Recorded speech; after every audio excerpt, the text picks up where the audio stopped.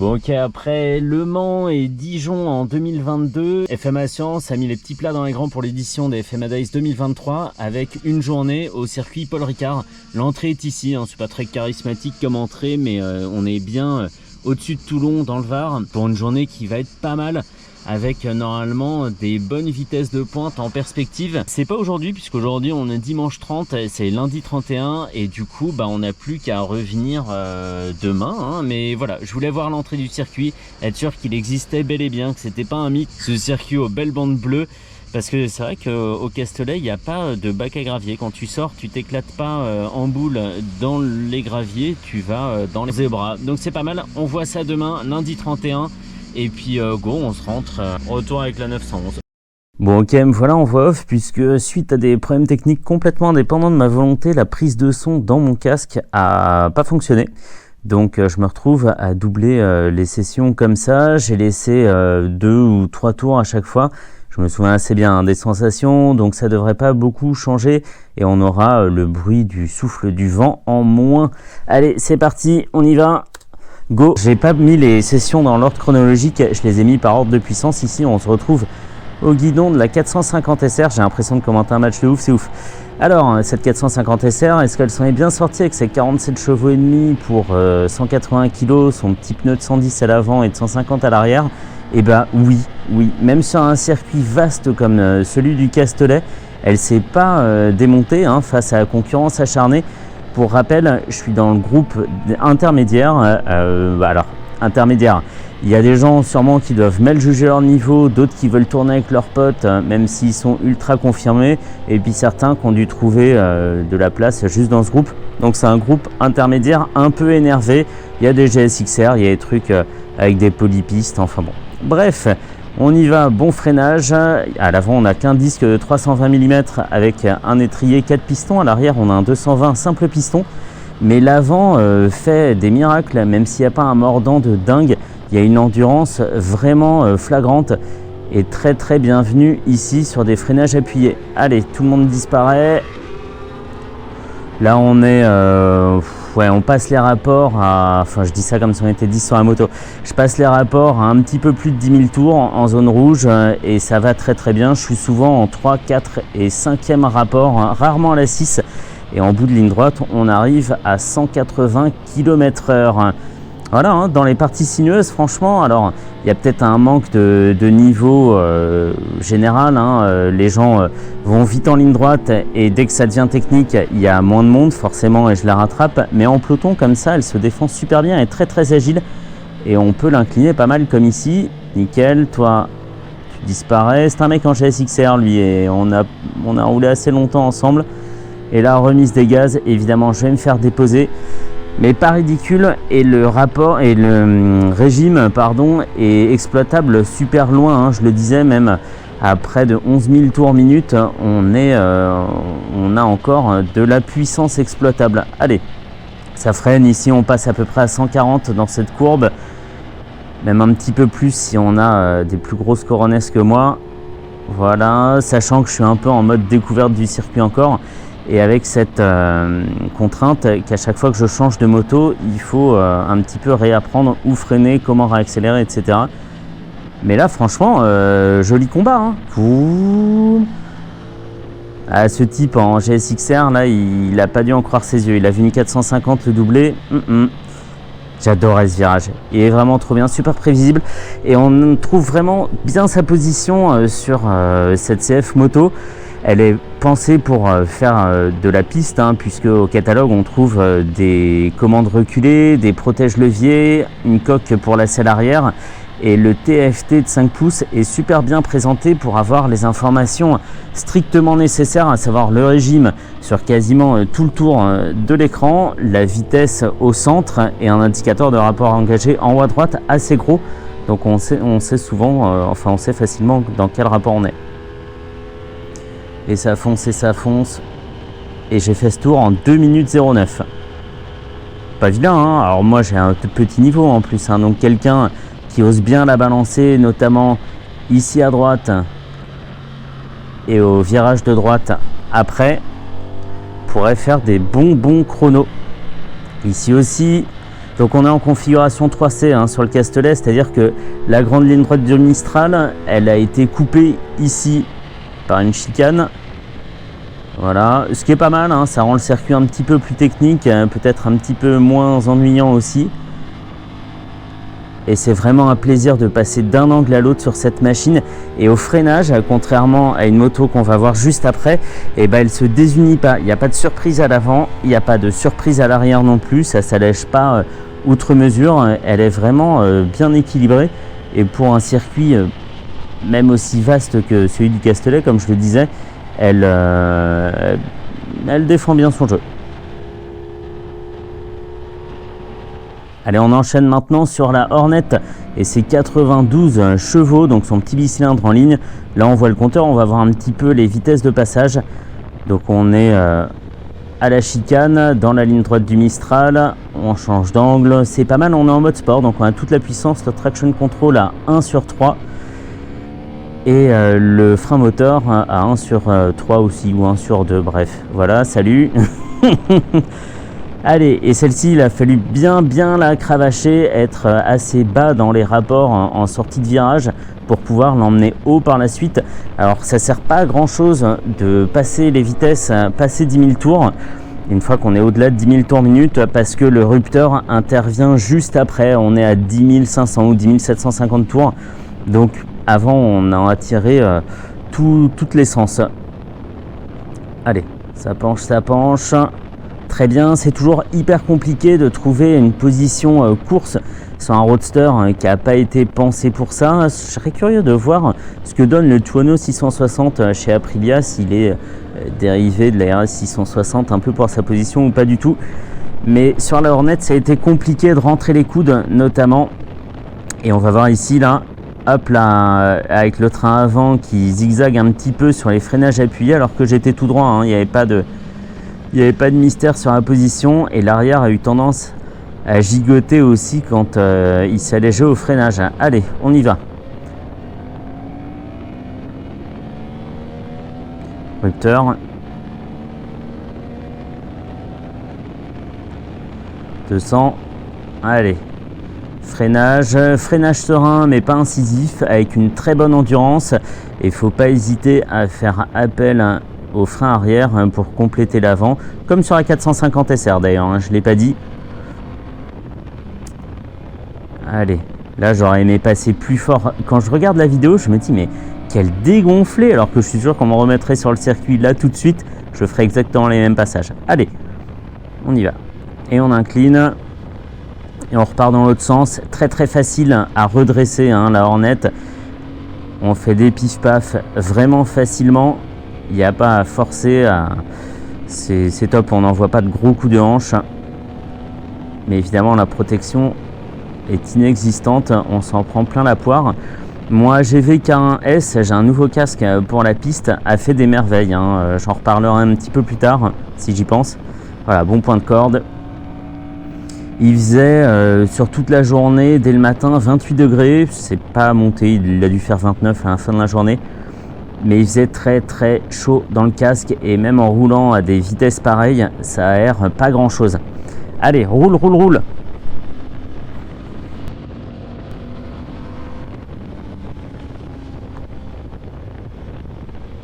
C'est beau, hein, punaise. Le ciel bleu azuré. Et puis ce paysage un petit peu désertique, là, c'est unique. Et bande bleue, évidemment, c'est très joli aussi. Allez, petite recherche du train avant ici aussi. Ça le faisait toujours ici, je ne sais pas pourquoi, alors que je ne suis pas en plein changement d'angle. Mais alors là, c'est compliqué de prendre la corde. Il faut vraiment se forcer et pas trop penser aux gens qui pourraient venir de derrière. Mais ça le fait. Allez. Et même en mode sport, même en mettant plein gaz, elle reste assez sereine. Elle se lève pas des masses. Donc c'est bien. C'est bien. Et ce tour-là, je l'ai fait en 2 minutes 02, donc 7 secondes de mieux qu'avec la 450 SR. Je sais pas exactement pourquoi. J'ai peut-être, je sais pas, j'ai peut-être freiné souvent plus tôt. Je l'ai peut-être moins balancé dans les virages. J'en sais rien. J'étais peut-être pas dans l'esprit de course dans lequel me plaçait la 450 SR. Allez, voilà pour la Hornet. On continue à monter en gamme et on va maintenant faire 2 tours sur la S Miller. Et c'est 165 chevaux, si je dis pas de bêtises. Allez. On y va, toujours dans cette chicane. Très très agréable, avec une remise des gaz qui peut se faire assez tôt, même si la moto est encore inclinée. On peut réaccélérer tôt, plus tôt que moi encore. Et cette S Miller, pardon, elle a vraiment un super tempérament et très tôt dans le régime, contrairement à la Fireblade qu'on va voir après. Attention, spoiler, on peut en tirer déjà pas mal de puissance assez tôt. Et c'est agréable, on n'a pas à la laisser un rapport en dessous pour ressortir facilement des virages. Et c'est vraiment top. Et on peut regarder l'inclinomètre en même temps. J'ai dû faire, je sais plus, 43 degrés, quelque chose maximum à droite et à gauche, 41. C'est pas mal, c'est un petit truc sympa quand tu penses à regarder, quand tu es posé sur l'angle comme ça, tu jettes un petit coup d'œil. Ça encourage à faire mieux de tour en tour. Et ce qu'on voit à gauche, l'espèce de petit câble vert, là, tout petit câble sur le guidon, c'est ce qui sécurise la GoPro. Ça fait pas partie de la moto. Allez, tranquille. Là pareil, un affichage assez centré sur la course. On a le contour au centre et la vitesse est reléguée comme une information secondaire en haut à gauche.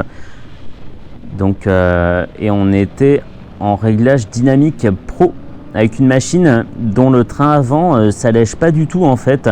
C'est assez serein sur le toucher de piste, même à pleine charge.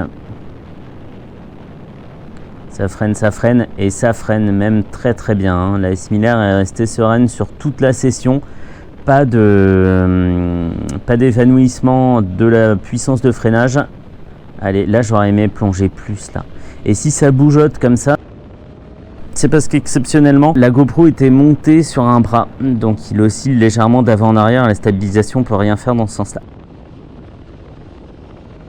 Allez, on passe à gauche, à droite, tranquillement posé. Et là, on peut réaccélérer déjà. Et même incliné comme ça, la moto est tranquille. Il n'y a pas de sous-virage. On part pas au large. La roue avant ne veut pas se lever. Petite pointe à 224. C'est bien pour un roadster. Le mec dit ça comme s'il n'y avait pas 165 chevaux sous le capot. Allez, joli point de corde ici. Là, je suis assez content de moi, franchement. J'ai même du mal à croire que c'est moi par moment. Ici, très très dur de trouver. Il y a 2 points de corde. C'est pas une courbe au rayon constant. Là, j'étais sur le point de corde. Avant, c'est plus compliqué. Et c'est compliqué aussi de partir au large ici pour revenir, puisque la piste en général, on fait que la traversée. On passe d'un point de corde à l'autre. Mais c'était compliqué de trouver le bon placement. Globalement, le Castellet, c'est un circuit compliqué à apprendre. Heureusement que j'ai fait la première session en 450 SR. Mais dans mon groupe, il y a eu beaucoup d'hésitation sur les premiers freinages, même les premiers virages, puisque c'est pas toujours facile de lire la piste. Et j'étais complètement désorienté. Je savais pas exactement où j'étais. Des fois, je savais même pas dans quelle ligne droite j'étais au début. Allez, on repart. Alors, accélère fort, fort, fort. Je parle comme un moniteur. Ok, tu vas rendre un peu de guidon. Allez. Et ce tour, je l'ai fait en 1 minute 59. Donc le chrono descend, ce qui est plutôt rassurant, étant donné que la puissance, elle, va en augmentant. Freinage très très bon, mais c'est vrai que je freine très tôt parce que j'ai pas toujours de notion de la puissance du freinage à des vitesses pareilles. À 230, je sais pas quelle distance je mets à m'arrêter, ça c'est vrai. Allez, on va enchaîner maintenant sur la reine de la piste, la Fireblade. Ah là on est bien dans le cockpit, c'est sûr. Ouais, ça va l'être. Et c'est vrai que c'est difficile, je le dis dans le reste de la vidéo, de placer la GoPro sur chaque moto à chaque fois. Allez. Donc au même endroit que là où on a quitté la S Miller, juste avant la chicane.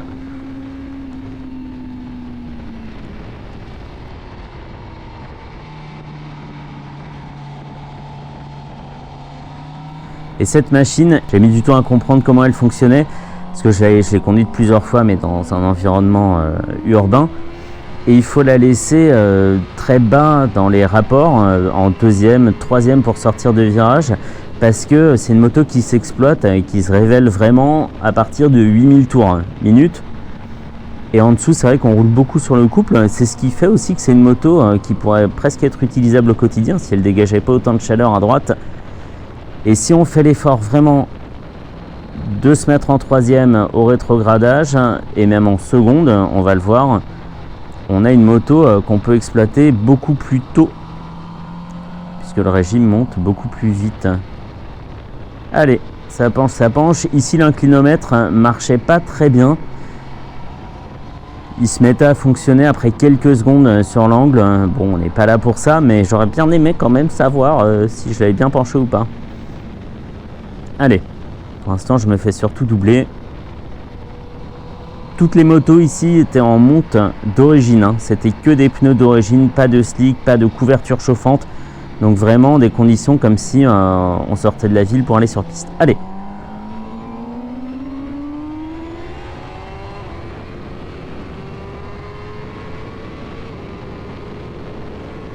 Petite pointe à 260 et quelques.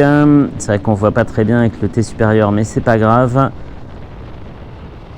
Allez, là, faut vraiment balancer la moto. C'est dingue comme elle est agile. C'est vraiment...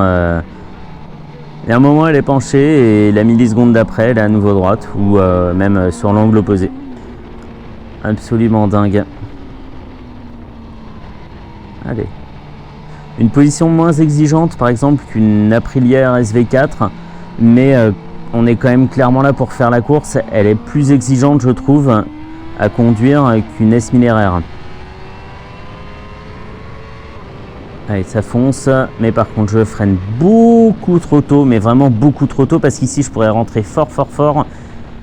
Je le fais à 140 ou 150, mais je pourrais très bien le faire à 170, tellement la piste est large et les dégagements sont importants.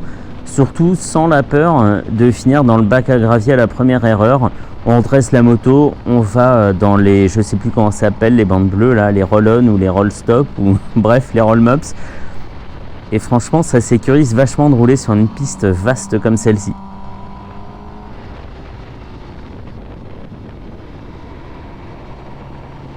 Tranquille, mais c'est la moto qui m'a le plus fatigué.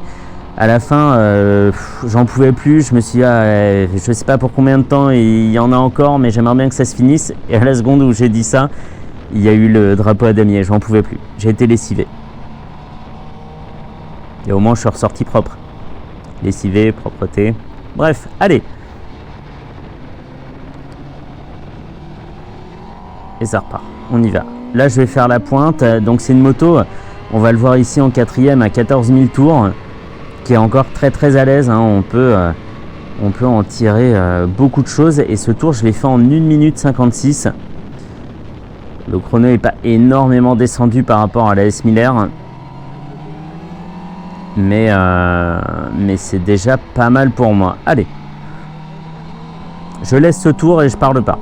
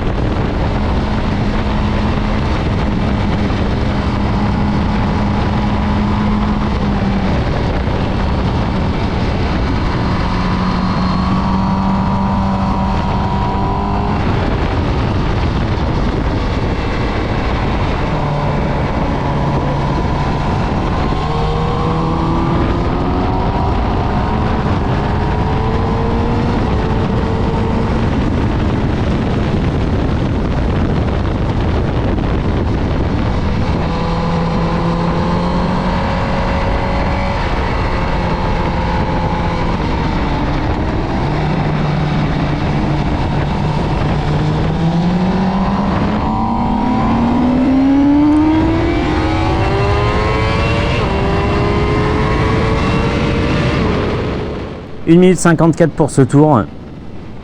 Voilà pour la Fireblade. J'ai vraiment pas été déçu hein, de faire toutes ces sessions sur des motos différentes. On voit la piste de façon complètement différente justement. Et c'est très bien pour ça, ça fait aussi progresser le fait de ne pas pouvoir tricher avec la puissance notamment et devoir se forcer pour progresser sur la technique. Et voilà, retour au stand tranquillement, celle-ci il faut bien la laisser refroidir avec le contact. Et puis fini, go pour la conclusion.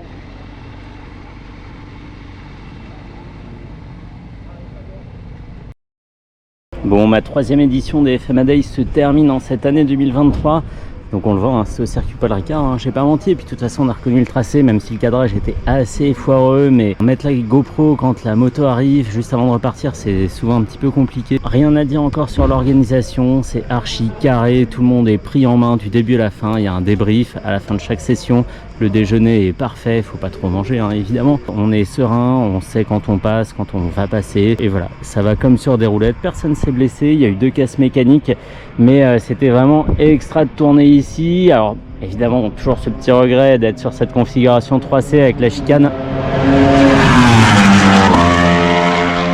Là, le monsieur qui vient de passer, c'était Johan Zarco. Voilà. Bref, donc cette petite configuration avec la chicane, mais ça permet quand même d'atteindre des vitesses hyper intéressantes. Et c'est pas dit qu'à 300 km/h, j'aurais été très rassuré et que j'aurais osé aller jusqu'à ce rythme-là. Donc voilà, ça a permis de faire la 450 SR, la Hornet, à nouveau la 450 SR, la Fireblade et la S Miller. Et j'ai pas du tout regretté d'avoir fait 2 sessions sur la 450 SR parce que c'était vraiment la bonne machine, même pour ici, même pour un circuit si étendu que ça. C'était vraiment une bonne machine. Évidemment, elle serait plus à l'aise à Carole ou à des plus petits circuits plus sinueux. Vraiment aucun regret là-dessus. Et bah, on verra l'an prochain ce que FMA Assurance nous réserve. Mais c'était vraiment top journée, quoi. C'est vrai, hein? Ouais, hein. Excellent, excellent. Merci à tous.